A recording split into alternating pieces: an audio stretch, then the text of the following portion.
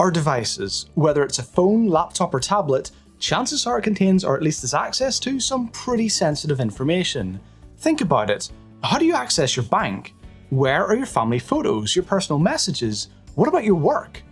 If your device gets hacked, that information could be destroyed, stolen or published for the whole world to see. I'm going to give you some tips to help prevent that happening.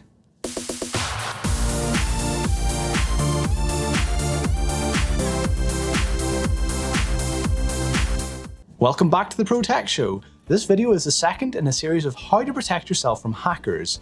We've already covered your online accounts and now we're going to talk about your devices. I'm going to start by making sure we have the basics covered, and then we'll move on to a few tips that may be less obvious. Tip number 1.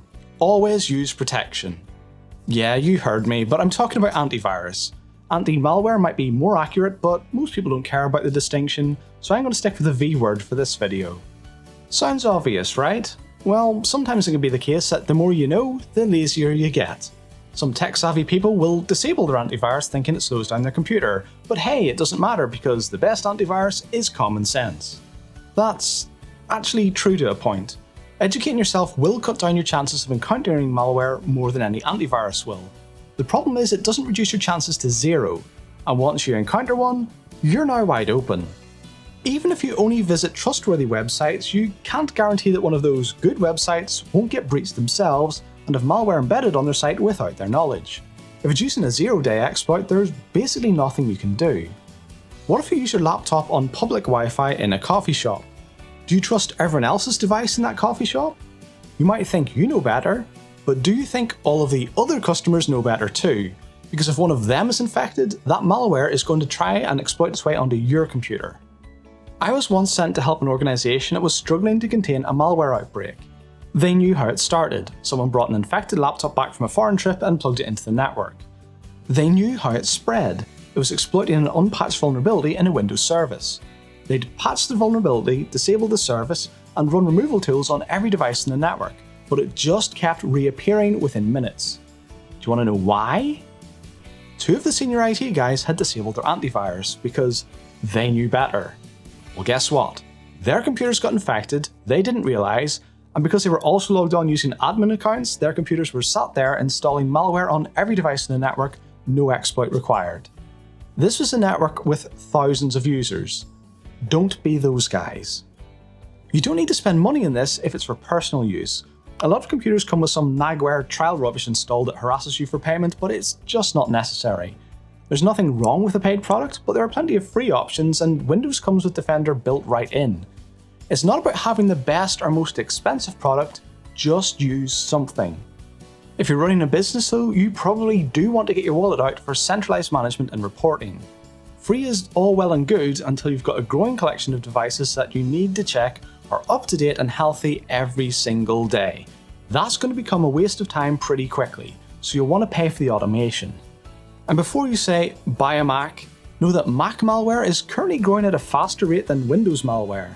Admittedly, it's also usually less dangerous, but it's still a good idea to protect yourself. Macs aren't magically immune. The simple fact is that the more popular a platform becomes, the more it's going to get targeted. As Macs grow in popularity, this is going to become more of an issue. Moving on from antivirus, let's talk about your firewall. I'm talking about the host-based firewall on your device, not your network firewall or the one built into your router.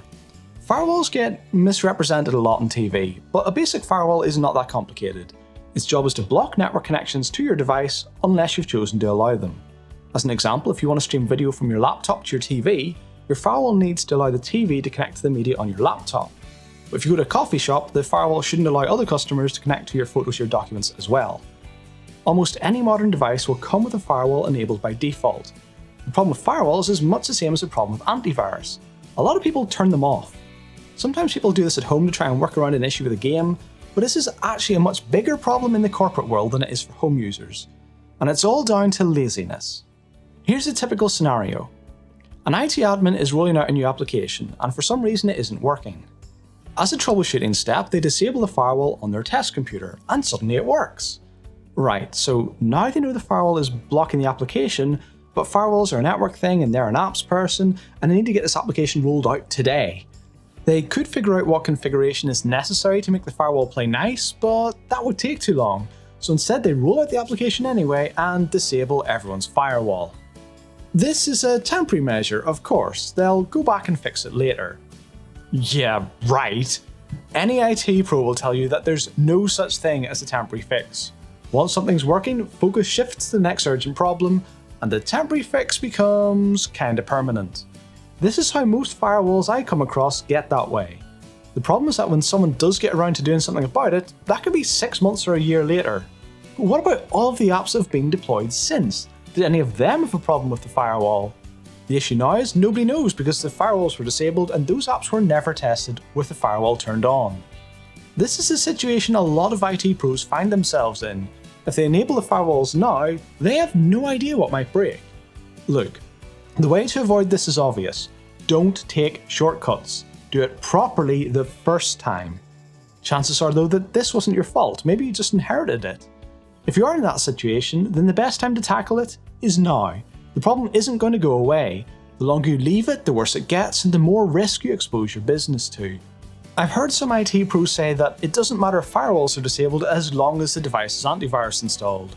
This is nonsense. If your firewall is disabled, malware doesn't need to infect your device, it can just grab the data over the network. In fact, there's a good chance it can connect your device over the network and tell it to switch off its antivirus before it tries to infect it. Guys, remote management is a thing, and the bad guys can use it too. Let's look at WannaCry for your example. It caused carnage in 2017. Most of the affected machines had antivirus installed. Despite what was widely reported, its spread had very little to do with Windows XP. In fact, the initial version of the WannaCry malware wasn't even compatible with Windows XP. The initial spread happened largely because of firewalls that had been switched off or misconfigured, allowing the malware to exploit a flaw in a file sharing service that should never have been exposed to the internet in the first place. Make sure your firewall is enabled. Again, you don't need to buy anything, the one built into your device is sufficient. By the way, if you're finding this useful, then hit the like button and consider subscribing for more videos. Tip number 3. Keep your software up to date. You don't necessarily need to be in the latest version of everything, but you do need to be in a version that is receiving security updates, and you need to install them.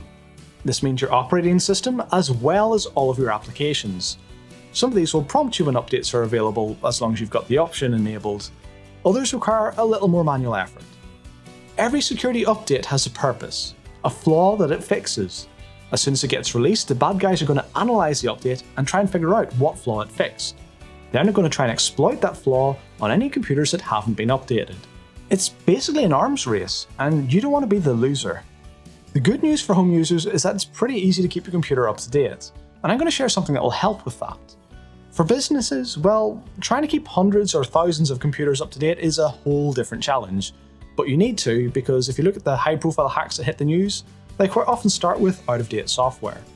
Keeping track of all the updates on your computer can be a major pain, but you can use a tool to help you. For businesses, there are a lot of options out there and I don't have time to cover them all. You will want to look at a business-focused solution though to give you centralized monitoring and management. For home users, make sure you've got your built-in automatic updates enabled. For most of you, that will be Windows Update. And there's a handy little tool I'll link in the description called Patch My PC. It'll scan your computer and tell you what needs to be updated. There are more comprehensive solutions, but this one's easy to use and it's free. It covers the most common software, which is what malware authors are going to be targeting. Those tips will help prevent your device getting hacked over a network. But what if somebody gets physical access to it? The most obvious case being if it was stolen, but also maybe if you sell it on when you're done with it.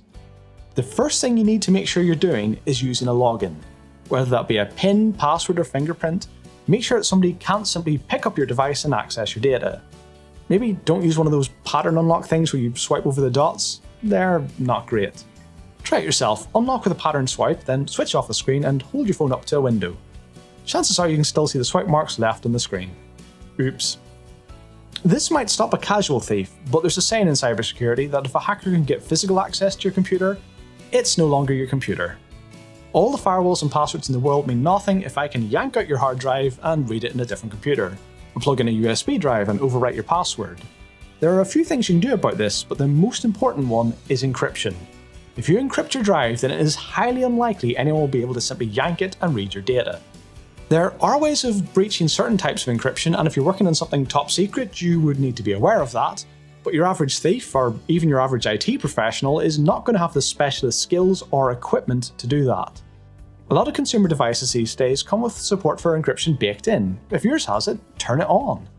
If your computer doesn't have an option for encryption out of the box, then it's still possible to use free tools to encrypt your drives. Just be aware that the user experience may not be as great. If you're a business, then it's honestly not even a question worth discussing.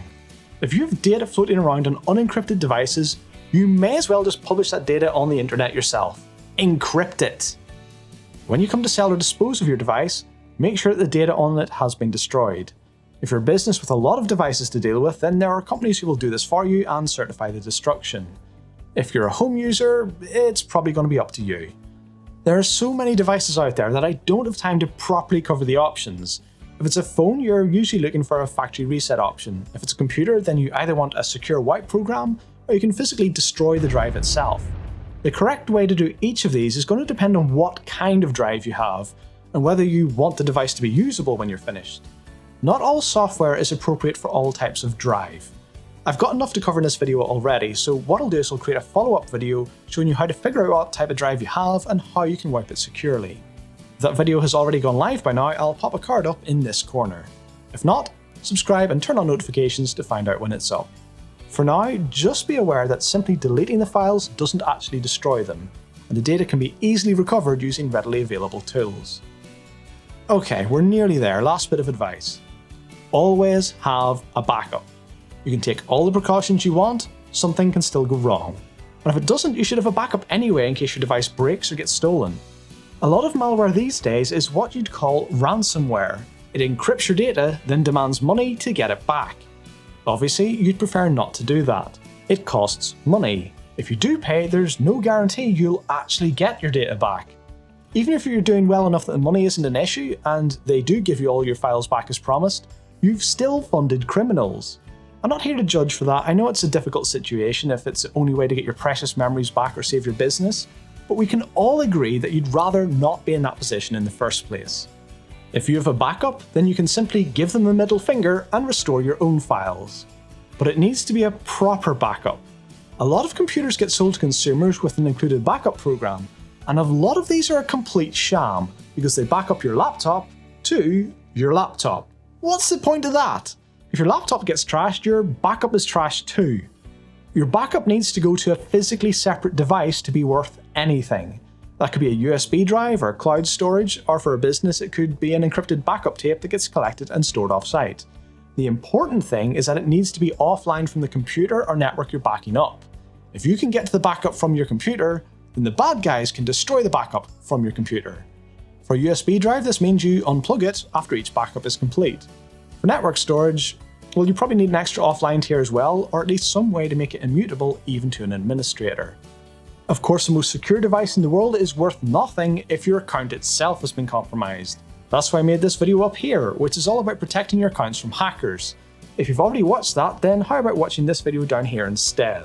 If you found this one useful, then give it a like before you go, and don't forget to subscribe for future videos. Thanks for watching, guys. See you next time.